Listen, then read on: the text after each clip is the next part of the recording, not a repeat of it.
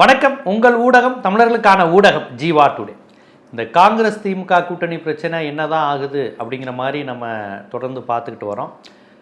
பெரும்பாலும் ஜனநாயகத்தை விரும்பக்கூடியவர்கள் பாரதிய ஜனதா தமிழ்நாட்டிற்குள் வந்துவிடக்கூடாது, அதிமுக பாஜக கூட்டணிங்கிறது பாஜகவாகவே மாறி இருக்கிறது. இந்த நிலையில் பாஜக எதிர்ப்பு கூட்டணி வலுவாக இருக்கணும், அதில் காங்கிரஸ் இருக்கணும், இடதுசாரிகள் இருக்கணும், விடுதலை சிறுத்தைகள் இருக்கணும், மதிமுக இருக்கணும். ஏன்னா இவர்கள்லாம் பாஜக எதிர்ப்பில் உறுதியாக இருக்கிறாங்க. அப்போ பாஜக எதிர்ப்பு பேசுகிற கட்சிகள் சிதறிவிடக்கூடாதுங்கிற அக்கறையில் பலர் அதை சிதறக்கூடாது அப்படிங்கிற மாதிரி பேசுகிறாங்க. காங்கிரஸ் மூத்த தலைவர்கள் கோபண்ணா, பீட்டர் அல்ஃபோன்ஸ் போன்றவர்களாக இருக்கட்டும், அல்லது சட்டமன்ற உறுப்பினர் ஆக வேண்டும் என்ற ஆசை உள்ள காங்கிரஸ்காரங்களாக இருக்கட்டும், எல்லாருமே திமுக காங்கிரஸ் கூட்டணி உடையக்கூடாது அப்படிங்கிறதுல உறுதியாக இருக்கிறாங்க. ஆனாலும் பாருங்கள், செல்வ பெருந்தகையும் திமுக கூட்டணியோடு தான் இருக்கிறோன்னு சொல்கிறாரு. வேணுகோபாலும் நேற்று ப்ரெஸ் மீட் கொடுக்குறாரு, நாங்கள் திமுக கூட்டணின்னு வேணுகோபால்லாம் சொல்கிறாங்க. ஆனால் பாருங்கள், மாணிக் தாக்கூர் ரொம்ப தெளிவாக இருக்கார். என்ன சொன்னால் அந்த கூட்டணி உடையுமோ அதை தெளிவாக சொல்லிகிட்டே இருக்கார். ஆட்சியில் பங்கு, 6 அமைச்சர், 3 அமைச்சர், 13 நலவாரியங்கள் வேணும். இது கண்டிப்பாக ஒரு காங்கிரஸ் கட்சியினுடைய ஸ்ட்ரென்த்துக்கு தமிழ்நாட்டில் எந்த கட்சியும் கொடுக்காது. அதுவும் தேர்தலுக்கு முன்பே இப்படிலாம் பேசி எங்கேயுமே கொடுக்க மாட்டாங்க. ரொம்ப பலவீனமாக ஒரு கட்சி இருக்கிற மாநிலத்தில் கூட தேர்தலுக்கு முன்பே இவ்வளோ பெரிய விஷயத்தெல்லாம் பேச மாட்டாங்க. ஒருவேளை அப்படி ஒரு மைனாரிட்டி கவர்மெண்ட் அமையுது, தொங்கு சட்டமன்றம் அமையுது அப்படின்னா தன்னுடன் நின்ற கூட்டணி கட்சிகளுக்கு கொடுக்கக்கூடிய நிலை வரும். அப்படிப்பட்ட நிலையில் கூட திமுக டெல்லி லாபியை பயன்படுத்தி அதை தவிர்த்தாங்க 2006 டெல்லி. ஆனால் அது பலர் திமுக கொடுக்கலங்கிறாங்க. திமுக கொடுக்கலன்னு இல்லை, டெல்லி காங்கிரஸ் கேட்கவே இல்லை. டெல்லி காங்கிரஸை பொறுத்தவரையும் தமிழ்நாட்டில் உள்ள எந்த காங்கிரஸ் தலைவரும் அமைச்சர் ஆகணும்னு அவங்க ஒருபோதும் விரும்பியதில்லை. அவங்களுக்கு 2004 அதிக எம்பிகளை தந்த திமுக எம்பி அங்கே டெல்லியில் சப்போர்ட் பண்ணணும், அதனால் அது எங்களுக்கு போதுங்கிற மாதிரி அவங்க கணக்கில் இருந்தாங்க. அதனால் யாரையும் ஏமாற்ற முடியாது. பவர் பாலிடிக்ஸில் உன்னுடைய பவருக்கு என்னவோ அது கிடச்சிதான் ஆகும். அப்போ காங்கிரஸ் உண்மையிலேயே இப்போ ஏன் ஒரு தொங்கு சட்டமன்றம் வரணும், எங்களுக்கு பவர் வேணும்னு கேட்குறாங்க. ஏன்னா கண்டிப்பாக இந்த கூட்டணி தொங்கு சட்டமன்றம் வராது, ஒரு நல்ல எண்ணிக்கையில் பெறுவார்கள் என்பது தான் பொதுவான கணிப்பாக இருக்கிறது. வட இந்திய ஊடகங்கள் கூட அப்படி ஒரு நிலையை தான் சொல்கிறாங்க.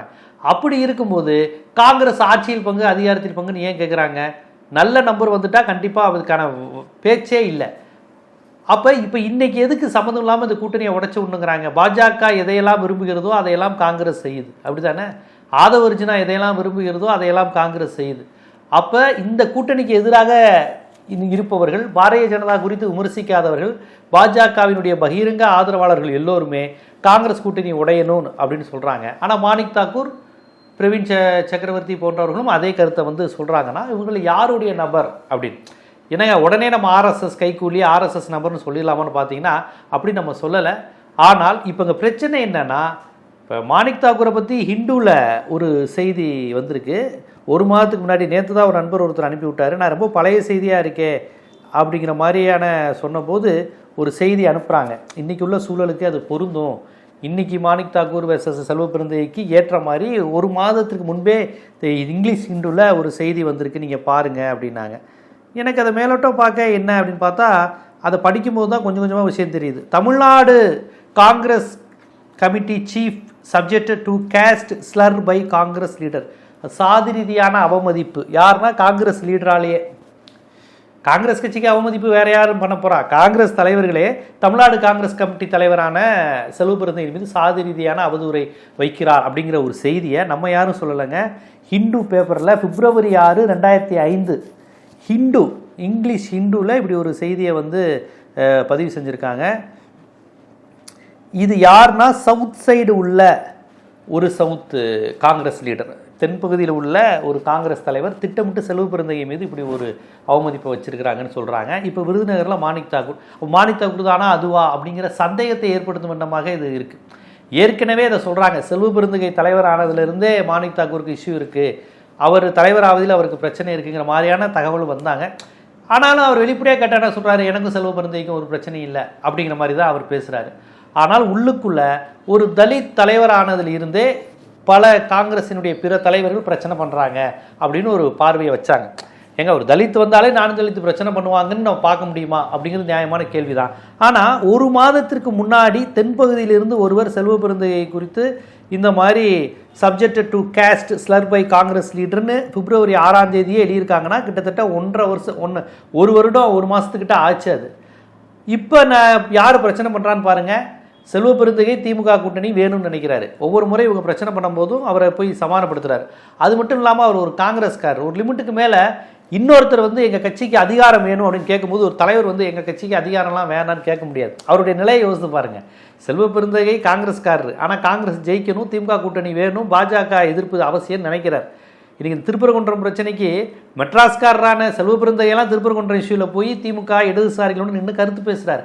அதே தொகுதியில் விருதுநகர் தொகுதியில் இருக்க மாணிக் தாக்கூர் திருப்பரங்குன்றத்தில் பாஜக வைத்து என்ன பேசினார்? இந்த மாதிரி புள்ளியெல்லாம் நீங்கள் நினச்சி பார்த்துக்கோங்க, அவ்வளவுதான். அப்போ மாணிக் தாக்கூருக்கு பாஜக எதிர்ப்பை விட திமுக எதிர்ப்பை விட செல்வ பெருந்தகை எதிர்ப்பு தான் இருக்குது அப்படிங்கிற சந்தேகம் வருது. இப்போ இந்த ஹிந்துவில் அப்படி போட்டிருக்கிறாங்க, அந்த பேர் போடாமல் போட்டிருக்கிறாங்க. நான் என்ன கேட்குறேன், இன்னைக்கு ஒரு தேசிய கட்சிக்கு ஒரு தலித் தலைமைங்கிறது இன்றைக்கி இருக்க அரசியலுக்கு பலம் சேர்க்கின்ற விஷயம். இன்றைக்கி டோக்கனிசம்ங்கிற பாலிடிக்ஸை தான் பிஜேபி கையில் எடுக்குது. தலித் மக்களின் நல திட்டங்களுக்கு, வளர்ச்சிக்கு, அரசியல் விழிப்புணர்வு, சாதி ஒழிப்பு குறித்து எந்த உணர்வும் இல்லாத பாஜக ஒரு முருகனை மத்திய அமைச்சராக்கிட்டோம், ஒரு பிற்படுத்தப்பட்டவரை தலைவராக்கிட்டோம், ஒரு பழங்குடியினரை குடியரசுத் தலைவராக்கிட்டோம், அதிகமாக எஸ்சி எஸ்டி தொகுதியில் பாஜக தான் வெற்றி பெறுதுன்னு இவ்வளவு தான். இதைத்தான் அவங்களுடைய தலித் அரசியல். பாஜகவின் தலித் அரசியலே தலித் கட்சிகள் எங்களோட கூட்டணியில் இருக்கிறாங்க, நிறைய ரிசர்வ் தொகுதியில் நாங்கள் நிற்கிறோம், ஒரு தலித்தை மத்திய இணையமைச்சர் ஆக்கியிருக்கிறோம், ஒரு பழங்குடியினராக தலித் ஆக்கியிருக்கிறோம், ஒரு பழங்குடியினர் ஆக்கியிருக்கோம். தலித்துனாலே இந்த கேள்வியை கேட்டுருவாங்க. இதே மாதிரி திமுக ஆக்கியிருக்கா, கம்யூனிஸ்ட் ஆக்கியிருக்கா அப்படின்னு முற்போக்கு இயக்கங்கள், அந்த மக்கள் சாதி ஒழிப்பை கருத்தியலாக கொண்ட அமைப்புகள், அவங்கள்ட்ட ஃபிசிக்கலாக நீ என்ன பண்ணியிருக்கேன்னு கேட்குறது. ஐடியாலஜிக்கலாக தலித் மக்கள் அரசியலுக்கு எதிராக செயல்படுகின்ற ஒரு கட்சி, இஸ்லாமியர்களுக்கு எதிரான கருத்தியலை கொண்டுள்ள கட்சி, டோக்கனிசமாக ஒரு முஸ்லீம் அப்படி போட்டிருக்கோம், ஒரு தலித் இப்படி போட்டிருக்கோம், ஒரு பழங்குடியினர் இப்படி போட்டிருக்கோங்கிறது மட்டுமே கணக்கு காமிக்கிற கட்சி பாஜக. இந்த சூழ்நிலையில் தான் ரொம்ப ஆண்டுகளுக்கு பிறகு ஒரு தாழ்த்தப்பட்டவரை, ஒரு பட்டியல் சமூகத்தினரை, செல்வ பெருந்தகை அவர்களை வந்து இவங்க தலைவராக போடுறாங்க. அவர் வந்து திமுக கூட்டணியுடன் இணக்கமாக இருக்கிறாரு. அவரும் கருத்தியல் அடிப்படையில், அது ரொம்ப முக்கியம், வெறும் வந்து பவர் பாலிடிக்ஸ் மட்டும் இல்லாமல் கருத்தியல் அடிப்படையில் அவர் சாதி ஒழிப்பு, தலித் உணர்வு, அம்பேத்கரியம், பெரியார், காங்கிரஸ் கட்சி, மதச்சார்பற்ற தன்மை, இந்திய அளவில் பாஜக எதிர்ப்புங்கிற அந்த கொள்கையில் உறுதியாக இருக்கார். நம்ம அதை தான் பார்க்கணும். காங்கிரஸ் கட்சியில் தலைவராக மட்டும் இல்லாமல் ஐடியாலஜியும் இருக்குது. ராகுல் காந்திகிட்ட இருக்கக்கூடிய அதே ஐடியாலஜியாகவும் இருக்கிறார். அப்போ இப்பேற்பட்ட ஒரு தலைவர் வந்தோடனே அவரை நகர்த்தணும் அப்படின்னு பார்க்குறாங்க. இப்போ இதுக்கு முன்னாடி வந்த EVK இளங்கோவனா, தங்கபாலுவாக இருக்கட்டும், எந்த தலைவர் வந்தாலும் அங்கே வேட்டிக்கிலையும் சண்டை போடுவாங்க, மண்டை உடையும். ஆனால் செல்வ பெருந்தகை கோஷ்டி பூசல் இருந்தாலும் ஒரு மாதிரி எல்லாரையும் அனுசரிக்கிறார். காங்கிரஸ் கட்சி அப்படி தான் இருக்கும் அப்படிங்கிற கான்செப்ட் தெரிஞ்சு அவர் போய்கிட்டு இருக்கிறார். இப்போ அவரை டார்கெட் பண்ணுற மாணிக் தாக்கூருடைய கான்செப்டுங்கிறது திமுக டார்கெட் மாதிரி தெரிஞ்சு விஜய்கிட்ட போகிறதுங்கிறதுலாம் ஒரு விஷயமா இருந்தாலும், அடிப்படையில் ஒரு தலைவர், நம்ம தமிழ்நாடு காங்கிரஸ் கமிட்டி தலைவரை டார்கெட் பண்ணுறது, அவரை பதவியிலேருந்து நீக்கணும்னு சொல்கிறது, இது ஒரு அரசியல் அப்படிங்கிற விஷயம் எனக்கு தொடர்ச்சியாக வருது. இருந்தாலும் நான் விவாதங்களை இதை நான் சொல்கிறது இல்லை, எதுக்கு இந்த மாதிரி விஷயங்கள். ஆனால் இப்போ நடக்கிறதெல்லாம் பார்க்கும்போது பார்த்தீங்கன்னா, செல்வ பெருந்தகை நேற்று KC வேணுகோபால் திமுக கூட்டணி வேணுங்கிறாங்க. ஆனால் இவர் தொடர்ச்சியாக பேசுகிறாருன்னா, செல்வ பெருந்தகை கட்சியை வளர்க்க முயற்சி பண்ணலை, ஆனால் அதிகாரத்தில் பங்குன்னு கேட்குறது நாங்கள் தான். ஸோ ஒரு தலைமையில் இருக்கிறவர் கட்சிக்கு விசுவாசமாக இல்லைங்கிற ஒரு பிம்பத்தை கட்டமைக்க தான் மாணிக் தாக்கூர் விரும்புகிறார். அதுதான் ஒரு மாதத்துக்கு முன்னாடி, ஒரு ஆண்டுகளுக்கு முன்னாடியே பிப்ரவரி மாதம் 6ஆம் தேதியே இதை பற்றி ரொம்ப விரிவாக சாதி ரீதியான ஒரு அவதூறை அவர் சந்தித்து கொண்டு இருக்கிறார். ஆனால் செல்வ பெருந்தகை என்ன பார்க்குறாரு, நம்ம ஒரு காங்கிரஸ் கமிட்டி தலைவர், என்னை வந்து என் சாதியை சொல்லி திட்டாங்க, என் காங்கிரஸ் தலைவர்கள் எங்களை ஒதுக்குறாங்கிற விஷயத்தை அவர் பெரிதுபடுத்த வேண்டாம் என்று நினைத்திருக்கலாம் செல்வ பெருந்தகை. அதனால் செல்வ பெருந்தகைக்கு ஒரு பக்கம் ஒரு சாதி ரீதியான தாக்குதல், அவதூறுகளும் உள்ளுக்குள்ள ஒரு பாலிடிக்ஸாக ஓடுது. அதுபோக போட்டியாக செல்வ பெருந்தகை இடத்துக்கு நம்ம வரணுங்கிற அந்த போட்டியும் நடந்துக்கிட்டு இருக்கு. ஸோ இப்போ இந்த ஆட்சியில் பங்கு, அதிகாரத்தில் பங்கு அப்படிங்கிற ஒரு விஷயம் காங்கிரஸுக்கு நடக்கவே நடக்காது, நம்ம நல்லா தெரியும். எப்படி நடக்கும்? திமுகவோட கூட்டணி சேர்ந்து தொங்கு சட்டசபை அமைஞ்சு அவர்கள் நினைத்து டெல்லியும் நினைத்தால்தான் அது நடக்கும். அப்படி ஒரு தேர்தல் ரிசல்ட் சூழல் இப்போதைக்கு வாய்ப்பு இல்லை. எலெக்ஷனே நடக்கலை. எலெக்ஷன் ரிசல்ட்டுக்கு அப்புறம் சிந்திக்க வேண்டிய விஷயத்த இப்பயே பேசி அந்த கூட்டணியை உடைக்க பார்க்குறாங்க. இல்லையா, நாங்கள் விஜயோட போய் நாங்கள் ஆட்சியில் பங்கு, அதிகாரத்தில் பங்கு பெற போகிறோம்னா, விஜயோட போய் நீங்கள் எத்தனை சீட்டு வாங்குவீங்க? 75, 85, 100, 110, 117, 117 கூட வாங்கி நீங்கள் நில்லுங்க, ஜெயிக்கணும்ல. திமுக மாவட்ட செயலாளரோடு இணைந்து வேலை பார்க்குறதும், விஜய் கட்சியில் யாருன்னே தெரியாத ஒரு நபரோட இணைந்து செயல்படுவதும் உங்களுக்கு வந்து ஒரே மாதிரி இருக்குமா? உங்கள் ஸ்டாலின் கூப்பிட்டு ஜெயிக்க வச்சிருப்பான்னு ஒரு வார்த்தை சொன்னால் திமுக மாவட்ட செயலாளர் ஜெயிக்க வச்சுருந்தா மறுவேளை பார்ப்பாங்க, எல்லா முயற்சியும் பண்ணுவாங்க. எப்பா கூட்டணி கட்சின்னு அலட்சியமாக இருந்துடாதீங்கன்னு சொன்னால் விழுந்தடிச்சுட்டு வேலை பார்ப்பாங்க. கடந்த முறை மக்களவையில் காங்கிரஸ்காரங்களுக்கும் சேர்த்து இடதுசாரிகள் விடுதலை சிறுத்தைகளுடைய இப்போ கடலூரில் ஒரு காங்கிரஸ் ஜெயிக்குதுன்னு வச்சுக்கோங்களேன், ஒவ்வொரு தொகுதி வாரியாக பார்ப்போம். கடந்த முறை காங்கிரஸ் ஜெயிச்ச 10 தொகுதி இல்லை, இப்போ கடலூரில் வெற்றி பெற்றிருக்குன்னா கடலூரில் விடுதலை சிறுத்தைகளுடைய பங்களிப்பு இல்லாமல் நீங்கள் எப்படி வெற்றி பெற்றீங்க? வெறும் காங்கிரஸ் ஓட்டு மட்டுமா? விடுதலை சிறுத்தைகள், திமுக, இடதுசாரிகள், இந்திய கம்யூனிஸ்ட் கட்சி, மார்க்சிஸ்ட் கம்யூனிஸ்ட் கட்சி.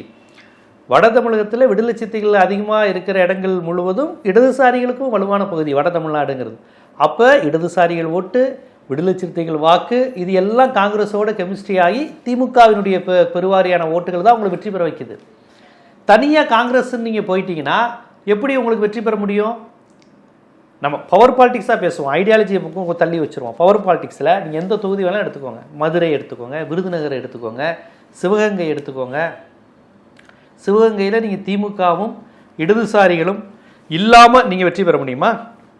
கடலூருங்கிறப்ப விடுதலை சிறுத்தைகள் டாமினேஷன் அதிகமாக இருக்கும். இங்கேங்கிறப்ப திமுக, சிபிஐக்கும் நல்ல செல்வாக்கான ஓரளவு இருக்கின்ற பகுதி தான். அப்போ திமுக, சிபிஐ, எல்லாரும் விடுதலை சிறுத்தைகள் போன்ற கட்சி எல்லாரும் சேர்ந்து தானே காங்கிரஸில் சிவகங்கையை சேர்க்க வைக்கிறாங்க. கன்னியாகுமரிங்கிற ஒரு மாவட்டத்தை சொல்லுவீங்க, அங்கே நீங்கள் தான் அதிகம் இருக்கீங்க, அங்கே விடுதலை சிறுத்தைகள் பெரிய லெவலில் கிடையாது. அப்படி பார்த்தாலும் சிபிஎம், சிபிஐ அங்கே இருக்குது, சிபிஎம் கன்னியாகுமரியில் இருக்குது, திமுகலாம் உங்களோட குறைவாக இருக்குது, உண்மை தான். அந்த ஒரு மாவட்டத்தை தவிர்த்து மற்ற எந்த மாவட்டத்திலையும் கூட்டணி கட்சிகளில் ஒன்று குறைஞ்சா கூட அவங்க வெற்றி வந்து நிச்சயமாகாது. கடலூரில் வெறும் திமுக காங்கிரஸ் கூட்டணி வெற்றி பெறுமான்னு கேட்டால் கூட சந்தேகம் தான். கண்டிப்பாக விடுதலை சிறுத்தைகளுடைய உழைப்பு உங்களுக்கு வேணும். அப்போ திமுகவிடமிருந்து பிரிவது என்பது நீங்கள் விடுதலை சிறுத்தைகளிடமிருந்து பிரிகிறீங்க. இந்திய கம்யூனிஸ்ட் கட்சி, மார்க்சிஸ்ட் கம்யூனிஸ்ட் கட்சி, கொங்கு ஈஸ்வரன், முஸ்லீம் லீக்கு, மனிதநேய மக்கள் கட்சி, எல்லா பகுதியிலும் தானே பிரிகிறீங்க. இப்போ வேலூர் பகுதியில் ஒரு சீட்டு கிடைக்குதுன்னா உங்களுக்கு வேலூர் வேணியம்பாடி பகுதியில் நீங்கள் நிற்கிறீங்கன்னா கண்டிப்பாக முஸ்லீம் லீக்கு, தமுமுக அவங்களுடைய சப்போர்ட்டும் வேணும். அங்கேயும் விடுதலை சிறுத்தைகள் செல்வாக்கு, திமுக, அந்த பகுதியில் உள்ள துரைமுருகன், அந்த பாலிடிக்ஸ் எல்லாம் சேர்த்து தானே உங்களை வெற்றி பெற வைக்குது. இந்த எல்லா உதவியும் தூக்கி எறிகிறீங்க. விடுதலை சிறுத்தைகள் வேணாம், முஸ்லீம் லாபி வேணாம், தலித்துகள் செல்வாக்கு, இது கம்யூனிஸ்ட்டு, திமுக எந்த ஓட்டு இல்லாமல் நாங்கள் நின்று அதிகாரத்தில் பங்கு பெற்றுருவீங்களா?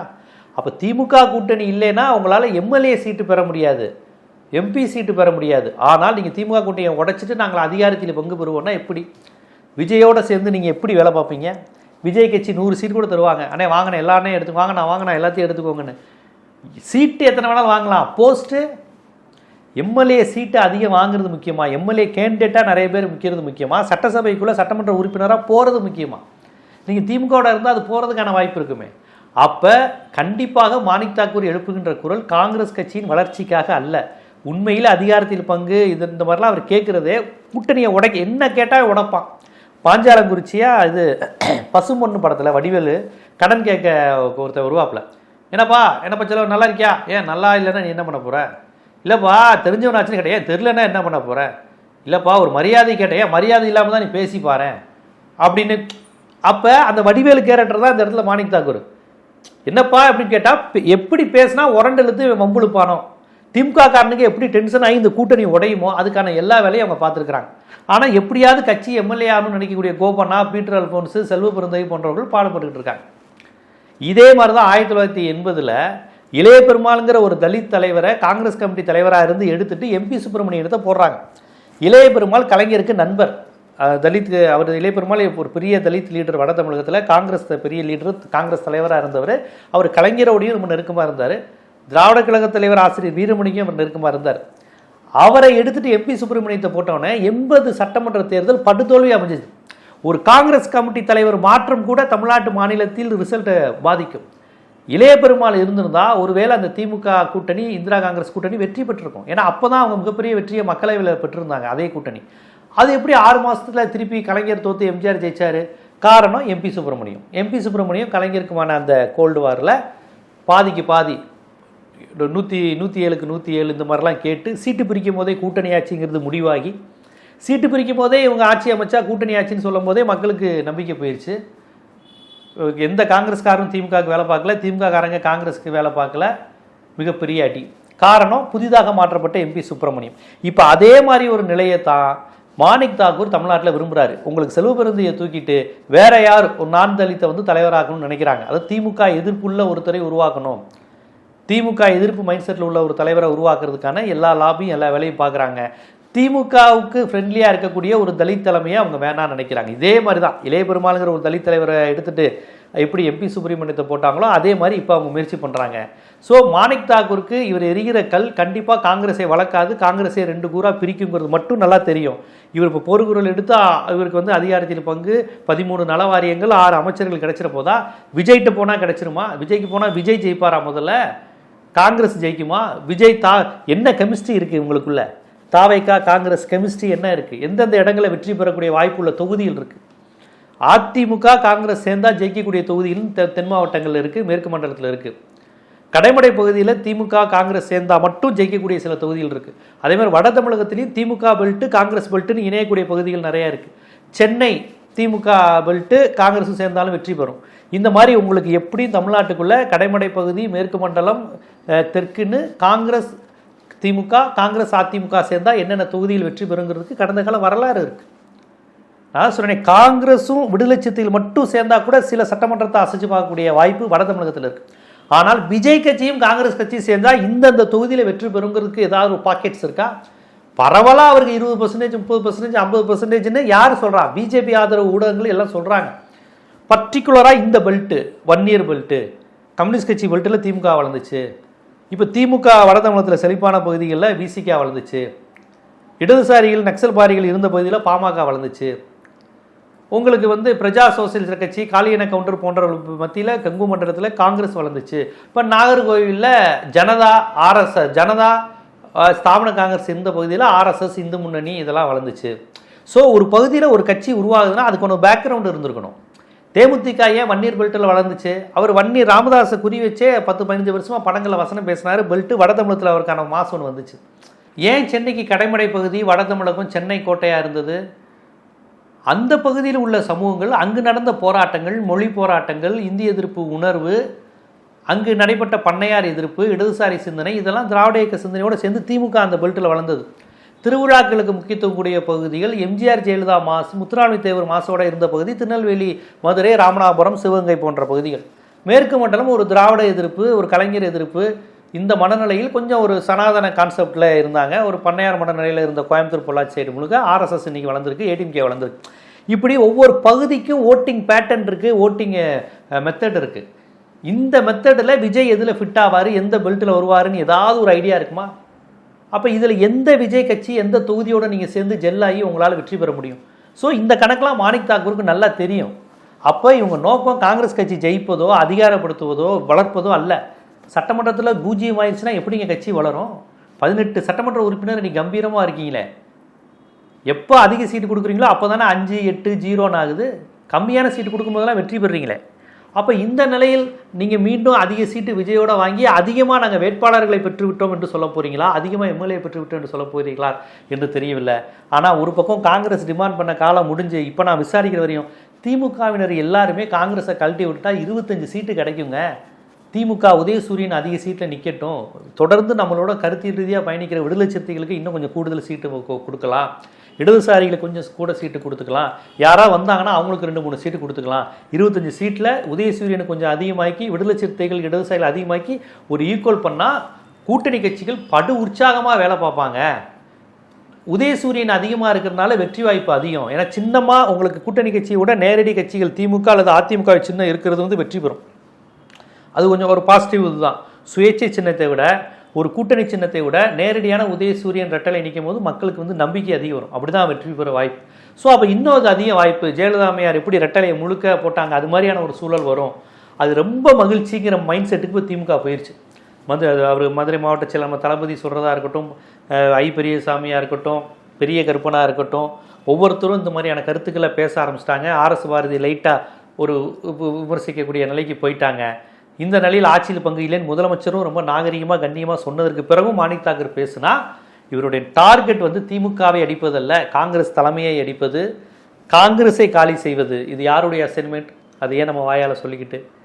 ஒரு பாரம்பரியமிக்க ஒரு காங்கிரஸ் தலைவர் ஏன் தான் கட்சி தமிழ்நாட்டில் அழிவதை விரும்புகிறார்?